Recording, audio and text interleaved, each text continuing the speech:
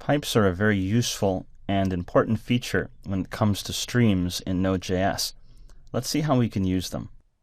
I have the code we wrote previously, which read from one file and wrote to another by listening for the data event to be emitted, and then whenever a chunk was read, was written to that other stream.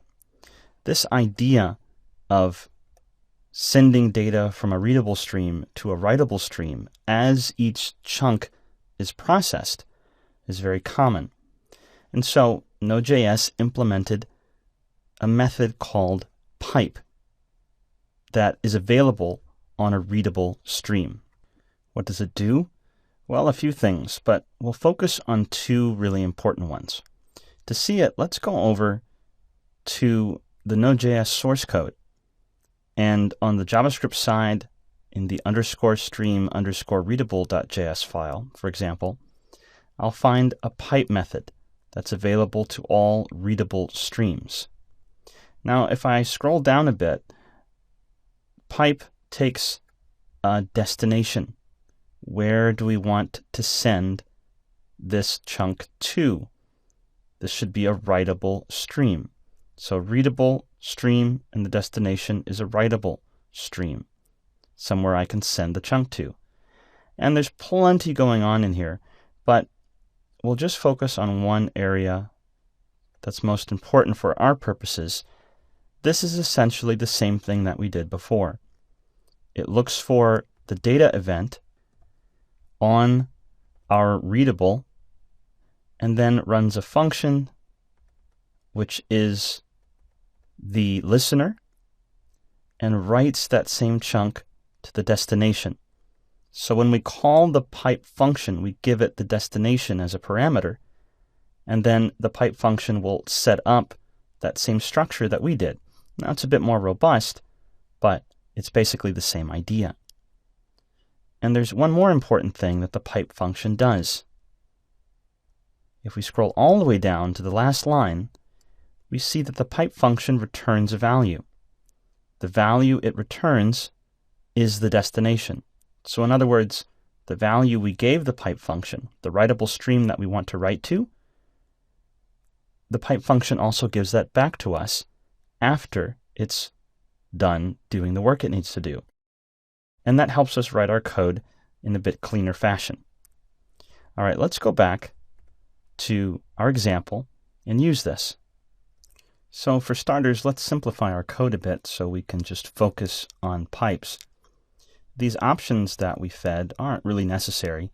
The encoding by default is UTF-8, and I'm not really doing anything that requires me to change the buffer size. So I'll just get rid of the options. So we have a readable and a writable stream. And we set up this structure so that when I read a chunk of data from the readable stream, I handle it and write that same chunk to the writable stream. And we saw that this is exactly what pipe does. It was on the prototype of all readable streams, so they all have access to it, .pipe. And then I pass the destination. And remember what happens. It does a few things, but primarily, for our purposes, it sets up that same structure. The readable is the source, and the writable is the destination. And it sets up the event listener to listen for the chunk of data. And then this whole function will return writable. All right, so I have an empty greet copy.txt and text in my greet file. So let's run this. I'll go ahead and run node app.js. It completes, and there it is. My stream worked. It sent the chunk from the readable to the writable using the event listener, just like I did before. But this is simpler and faster for me to code and to use.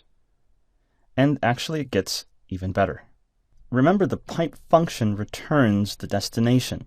So if I give it this stream, that's what I'll have as the return value of the function. That means that if this was a readable stream, meaning some form of duplex, because I need to pipe to it, so it has to be writable. And now I'm looking to read from it, meaning it's readable. And if it's both readable and writable, then it's duplex or transform. If it was, then it would be a readable stream, and I could just call pipe on it. Not pipe on readable, but pipe on the destination, because that's what's returned from this function. So in that way, I can pipe the chunk through various streams, as long as they're both readable and writable. To do this, then, we'll need a duplex or a transform stream to work with. Remember, files are a particular type of stream that we're working with, but that doesn't mean that we can only stream from a file to a file. We can really stream a chunk of data to anything that is a stream, like an internet connection. Or in our case, we're going to use something called zlib that is part of the Node core. This simply allows us to implement a gzip file. What's gzip? Well, if you're used to the concept of a zip file, it's just a compressed file.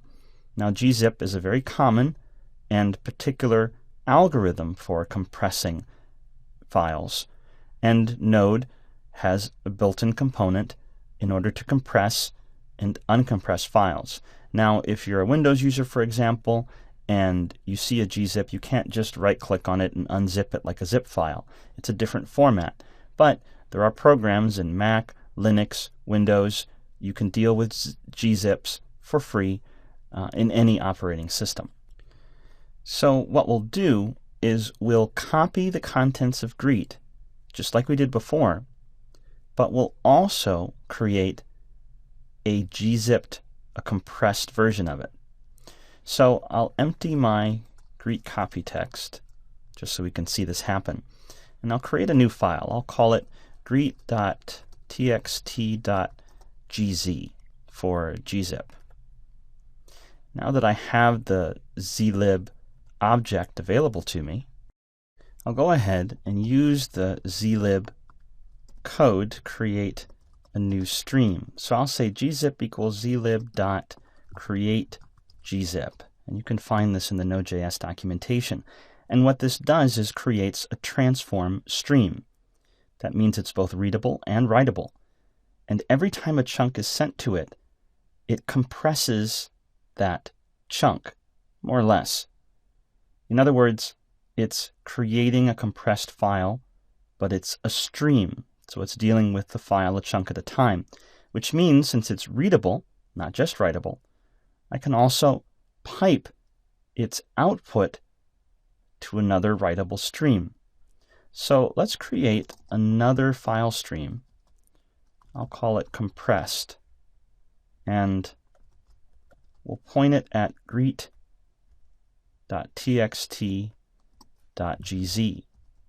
Now it's empty right now, but I want to put the compressed version in that file. And I'll just add one more line, readable.pipe. Now I want to send it through the compressor. Notice that the zlib library is not doing anything with it. It's not saving it to a file. It's simply giving me an output. I give it a chunk of data, and it gives me the proper output, the proper compressed output. So pipe will send my readable chunk to my writable stream, and gzip will transform that chunk.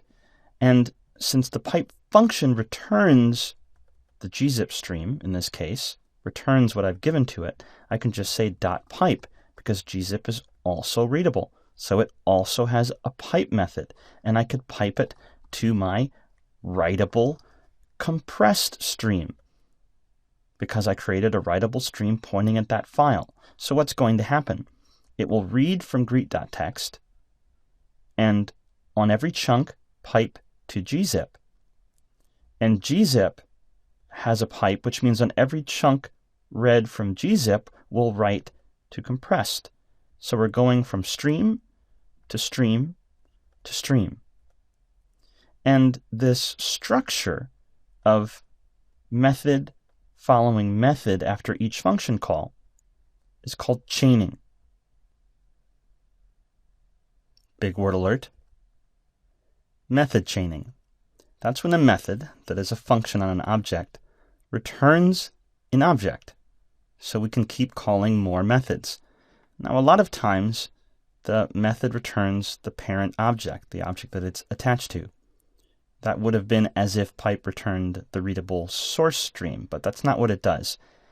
If the method returns the parent object, that's technically called cascading, but we also tend to refer to it as chaining.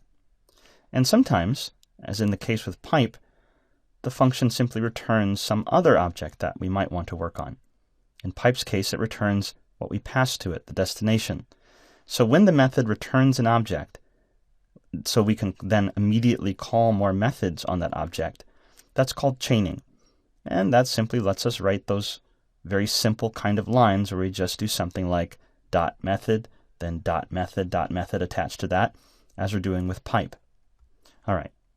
So again, all we have is our file system library, our zlib. We're creating a readable stream to connect to greet.txt, a writable stream to greet_copy.txt, a compressed stream to greet.txt.gz, and then we use the zlib to actually create the compressing stream, the one that actually changes the data into a compressed version. Then we're doing our copy that we already did, and it would have been nice to pipe from this, but our file writable is only writable, it's not readable. But that's okay, we'll just go ahead here and pipe to gzip, which itself does nothing other than actually adjusting the contents of the stream. So as each chunk comes in, it makes the adjustment, and I can read from it, and then I do something with the chunk coming out of this zlib stream, this compression. I'm piping the compressed data to a file, and so I have a writable stream to a different file. So again, I read from the text file, compress it, and write the compressed data to the file. All right, so I've cleared out greet_copy.txt. Greet.txt.gz is also empty, so I will run this. And it runs. And if I go to where my files live, I'll see my greet.txt was 61 kilobytes. The copy ran, also 61 kilobytes. And the compressed file also worked, and it's only 17 kilobytes. So gzip did its job. As each chunk came in from greet.txt, a compressed version went through that stream, and then I chose to take that and save it to this file. Make sense? All right, so we've used pipe, and we've chained our methods, which just made it really easy for me to write this code. All right, so it's important again to remember that we're only using files as an example. Here we didn't use a file stream. We used a stream that did a particular job. We could have also streamed this out if we had a stream that was doing an internet connection, or a stream sending data to a database. As long as the stream is implemented properly, in that it handles a chunk of data at a time, we can read and write and pipe data wherever we want, from stream to stream, as long as they're properly readable, writable, or both. This is very powerful, and really the Node way of thinking about data. Node likes it when we work with streams, because it helps Node be performant. It provides these methodologies for that purpose. And so we should always be thinking about, where can I use a stream? Because it minimizes the buffer size that we're working with, therefore helping the amount of memory that our application is using, and helping with the speed at which things seem to occur. Make sense? And so we've seen that both asynchronous and streams help performance. So really, when you're building your Node applications, you should tend towards asynchronous methods, and streams wherever you can. If you choose to not use a stream, or if you choose to use a synchronous method, that should be a conscious thought, a decision. Your first instinct should be streams and asynchronous, because it will help the performance of your application, and you'll be taking full advantage of the power of these concepts within Node.js. So don't be afraid of them. They can be a bit strange if you are first trying to learn them. But once you get a handle on them and use them, you'll prefer using them, especially when you put out real-world applications that lots of people use and you see the benefits. All right, let's move on.